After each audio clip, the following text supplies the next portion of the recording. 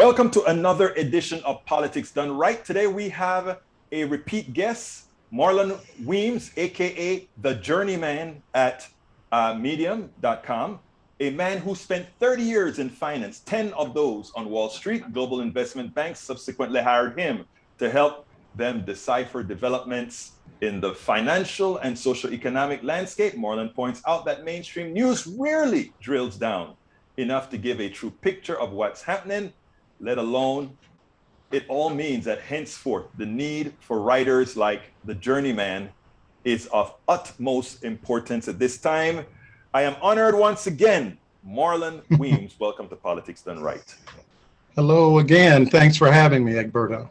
Well, one of the reasons why I wanted to talk to you, and I've been wanting to talk to you for several weeks now, but with the holidays and so forth, it was a little bit difficult to get all the things scheduled appropriately.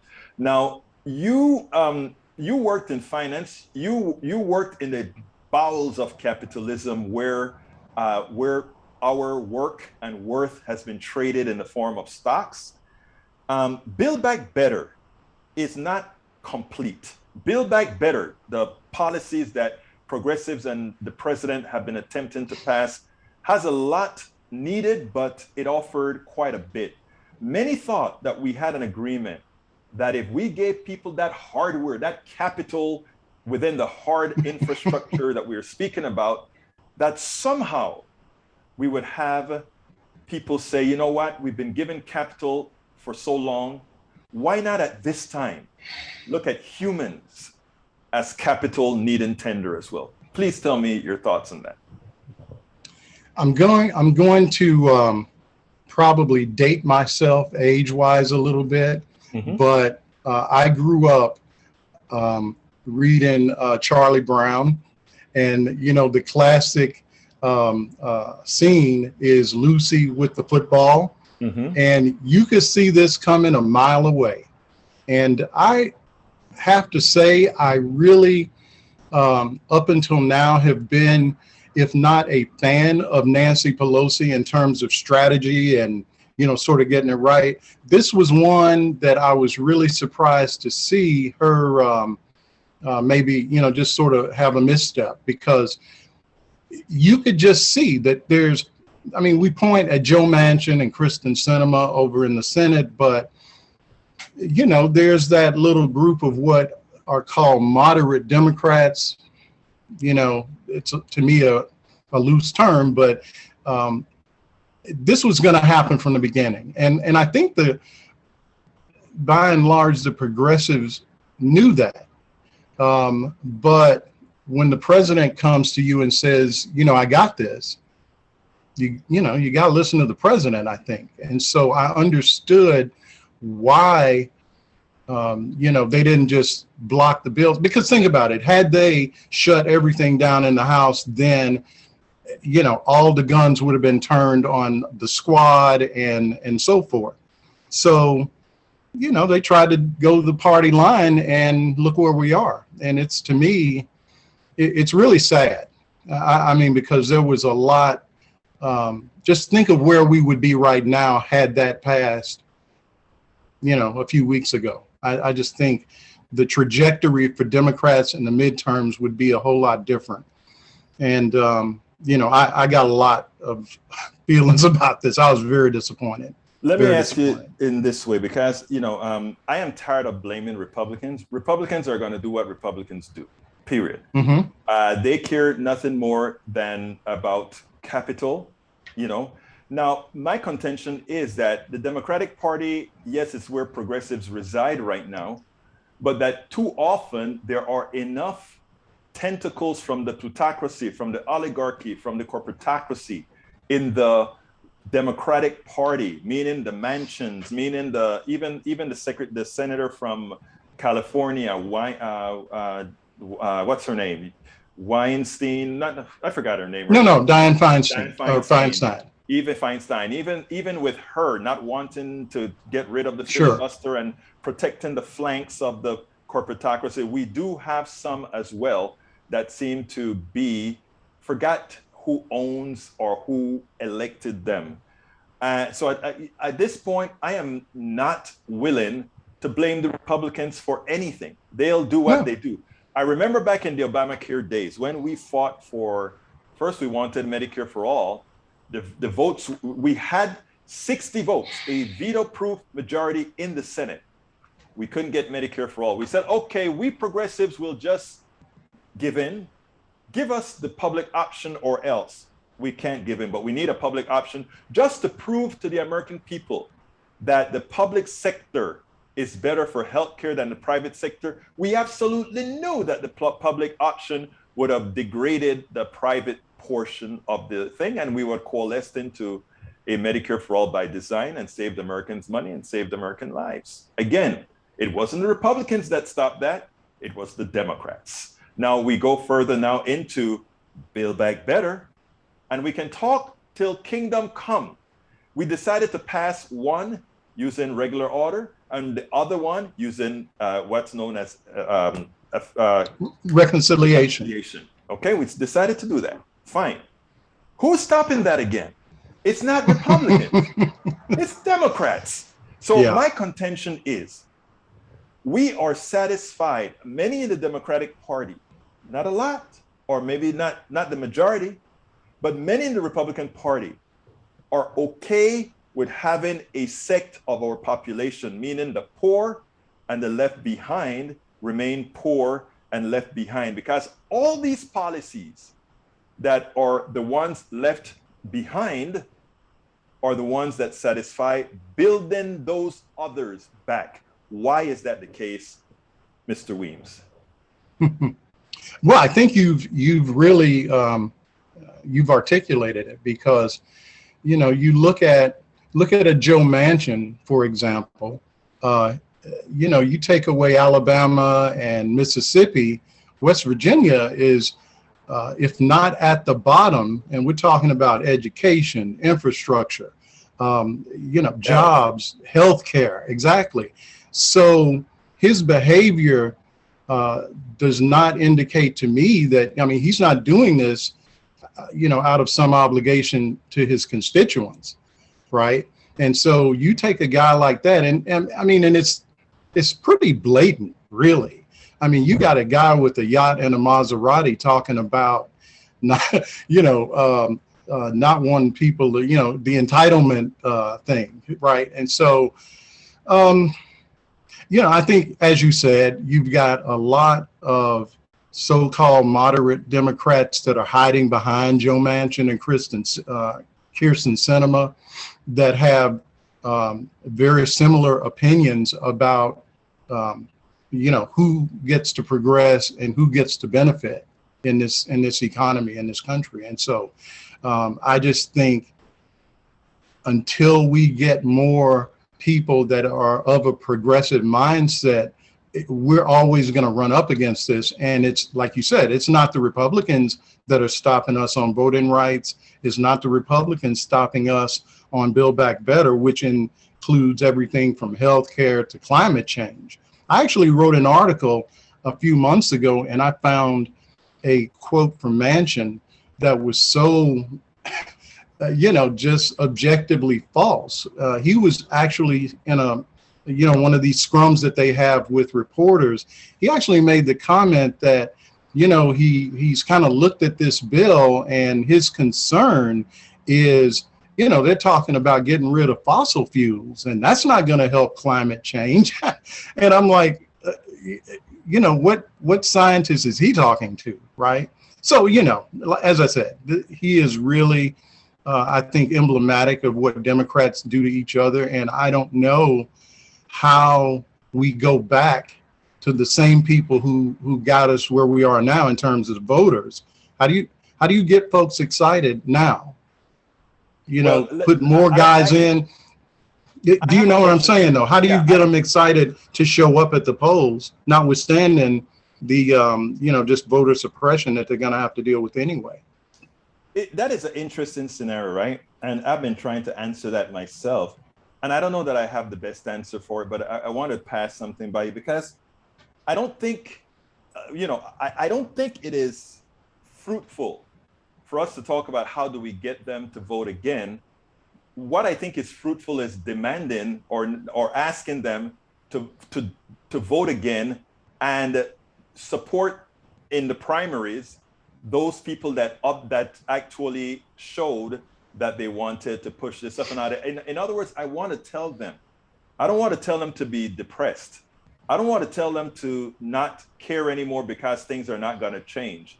I want to tell them that they have to be the change agents, but that they have to build new alliances. And this is where I want to talk to you about how do we convince people. You know, I wrote a book a few months ago called It's Worth It, How to Talk to Your Right-Wing Relative Friends and Neighbors. My contention really is that a lot of those people that we call right-wingers, a lot of those people that marched on January 6th, they don't know what the hell they were marching about.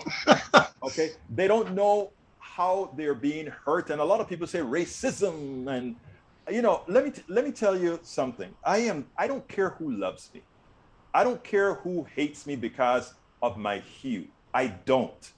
But I do care that that person allows themselves to be hurt by a political system that is snowing them, because by them getting hurt, it also means you get hurt and I get hurt. Sure. So my contention then is not to demean the folk. My contention is make them an ally. And in that respect, I've had this new way of speaking, and I think I've talked to you beforehand on it, where I try to let folks understand that, yes, I know that in a lot of these issues, the Republicans use the racist trope to have their people vote against their own interests. I want to use that racist trope against them. I want to let their people realize that their folks are now making them slaves, what I call antiseptic slavery. And the way that I've started to hone in on that, and I need help from everybody else, right? We need help from everybody else to tell the story. You are one who can even make it in the capitalist modal because of where you worked. You understand that the capitalization of our excess labor is what makes a lot of people rich and us poor.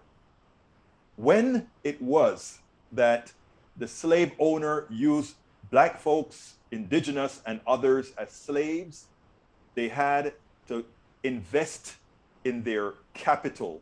They had to invest in their slaves. Their slaves were their... Well, the slaves were property, you know, so yeah. Go ahead. It was, you know, for them, just like, you know, taking care of a tractor, you know. Right. And what people generally don't think, I think it probably more now than in the past, is that, you know, it wasn't just the plantation owner that was part of the financial chain there. You know, you got insurance companies up in New York that benefited, shipping companies benefited. I mean, it was the foundation of the economy, which, because of, you know, just the awareness in 1619 Project and some other writings, I think people are maybe more aware now than they were. But, you know, just to kind of go back to something you started off with in terms of, you know, the people on the other side, right wing, if you will, that, you know, I live in North Carolina, but I live in one of the more, I can't use the word liberal, so I'll say less MAGA areas of the state. But even so, you know, when the election was coming, you know, so this time last year, you know, one of my neighbors has a 50-foot flagpole with a Trump flag flying. But when Trump lost, I haven't seen it since. So, you know, he's on that, you know, he's not so crazy that he doesn't accept that Trump lost. On the other side, just across the street, and again, the reason I bring this guy up is we're very friendly. So what should you know, I don't know if this is where you were going with this, but I don't know how much good it does for me to, you know, be angry with this guy because he flew a Trump flag, when we can have a, you know, a civilized conversation. Exactly. Generally, right? Across the street from me, there's a couple, and it's it really perplexes me because the man, I would say they're maybe in their early 70s. They the husband is, I guess, was born here, but his parents are from Italy. So, these are not like, guys that came up, not hillbillies by any stretch of the imagination. Christmas rolled around, they brought us some homemade wine. I mean, they're nice people. And they have like this gigantic "Let's Go Brandon" sign, or flag rather, flying off of their deck. And you're just going, what the heck? What do I do with that? Because now, are they unaware of the total connotation of that? Do they just think it's funny? I don't know. But honestly, it just...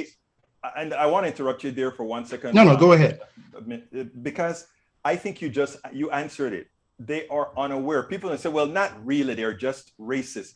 It's not just racist. I mean, I had a couple of people discussing race, including Allison a few days ago, sure, discussing race and sort of making a point between racism and prejudice or whatever. What you've proven, I think, when you mentioned they bring you wine and that sort of stuff, is that they see you in a different light than you exactly see you, right? In other words, you are there, you earned your way there where you're living right now, and somehow you may not be like the others because they don't understand the things that we have all learned, let's say from the 1619 Project, from redlining, from all those things. They don't understand how it made it, and they don't understand that those that have made it outside of that system did it above and beyond the average person. Had you been white. Well, and just to jump in, another thing, I don't think they understand or they have a concept.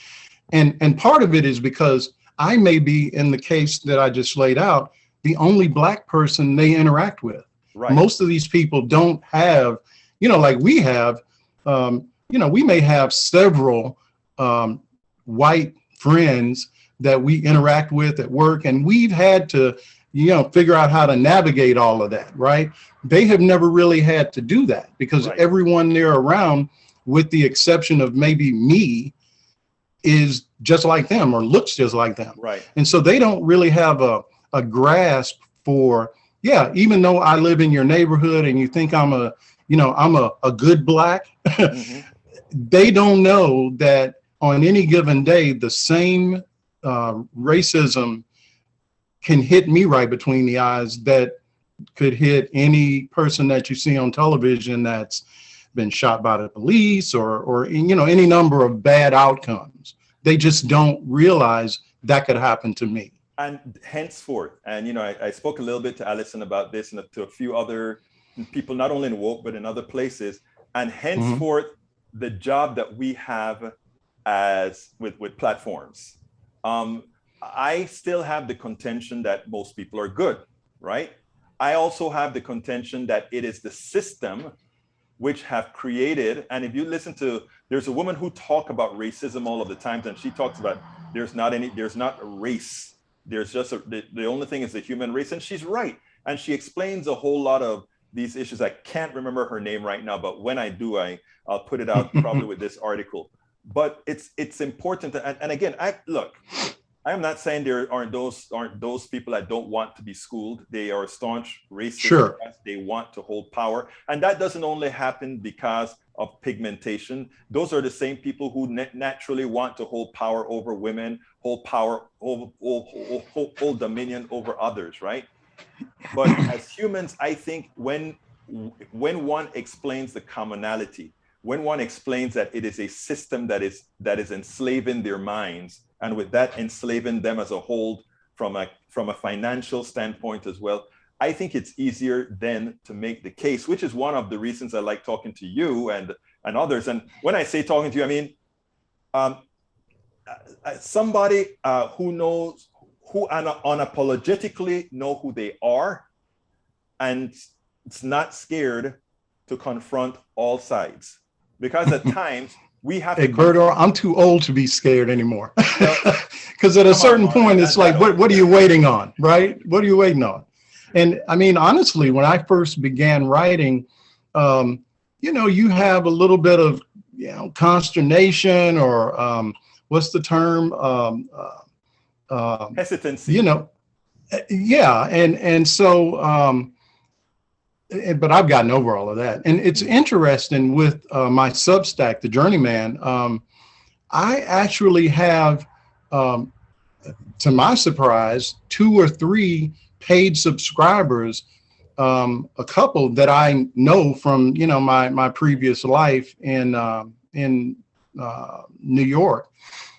I know they don't agree with me, but they still want to hear what I have to say because from their point of view, it's um, I make a good argument. Whether they agree with it or not, they sort of like the way that I approach, whatever the particular angle is that on a given day, and so you know, um, why hold back? Yeah, I like what you said because believe it or not, on Politics Done Right, I have what we call the PDR Posse, which is a group of a whole bunch of people that, if you take a look at our subscription page, you see that we have hundreds of people that support the program.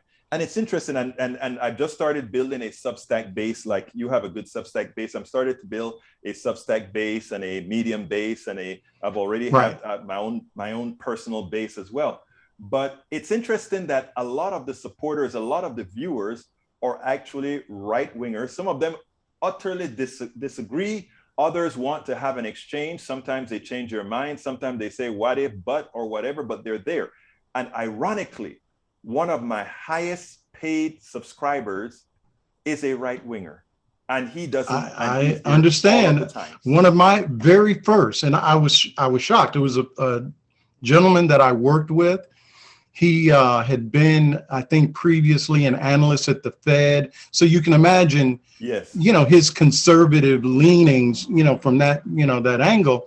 And he was one of the first guys to pay up. And I was Yes. like, are you sure? Are you sure you've read what I'm writing? And that actually does, though. It kind of gives you a boost in the sense that, you get a certain amount of validation, I guess, from, and I think too, it makes it, I think it enhances your ability to have a discussion. Absolutely. So I think what is important is when you make that cross, I don't want to call it a crossover because there's still a large percentage of those on the right that won't listen to you. But when you develop a rapport with some on the right, I think what happens then is they bring others with them. And even if they don't bring them Mm-hmm. to you, they bring a lot of the smoothing, if you will, of thought to others as well. So I think that is important that there are people like yourself, what we do here at Politics Done Right, to make sure that we keep every single person included. We want everybody included because I think the way to get around the portion of the Democratic Party that continues to screw us all is to get a piece of the Republican base to help us bring the right folks into the fold to do the right Mm-hmm. thing. Now, we're running up on time here. I always enjoy the discussion with you, Marlon. Give me a closer so that we can end this thing. But I've really enjoyed what you had to say today. Thank you. I appreciate it. In terms of closing, I guess things that I am looking at in the new year, the January 6th committee, I just am keeping my fingers crossed that, that they'll have some public hearings and put some things out there to really make people aware because as we were talking about earlier, I think that a lot of people, they know the buzzword January 6th, but I just don't think a lot of the country is really focused in on just how close we came. So that's certainly one thing. And then the other would be voting rights, because quite frankly, if we don't address that, and there's really no mystery about what needs to be done. And I'm hoping against hope that Democrats will do the right thing there, because if they don't, I shudder to think where we end up. And a message to the voters for 2022. A message to the voters. Well, it's sort of like you said earlier. Don't give up hope. I mean, I'm certainly going to vote as many times as I can. No, seriously though, I'm going to vote. My daughter just turned 18. She's excited to be able to vote for the first time, and a lot of people bled and died for us to be able to hold this thing together. And one of the things that, one of my biggest takeaways, we're in Woke having a readers group that's reading through the 1619 book that just came out. And one of my big takeaways is that, Americans historically, or African Americans, I should say, have been the most American in the sense that we've believed when all the evidence was against us, and we've hung in there and fought for this country, to deliver. And so I think that's kind of a moment where we are now. Marlon Weems, aka the Journeyman. Check him out at Substack. Check him out at Medium. This man knows of which he writes. Thank you so kindly for having been on Politics. Thank you again for having me. Talk to you soon. We spend a lot of time deconstructing the news, trying to parse it into a form that everybody can understand. We try to find those little nitpicks where it flies above the fray, etc. If you really like these videos that we do, I want to ask a big favor. Please go ahead. Number one, subscribe to our channel. And number two, please join if you can. Thank you so kindly for watching. Keep watching. Please remember to share. We must populate the entire internet with our progressive message, a message that we know is what most Americans say that they want. So help us, please join.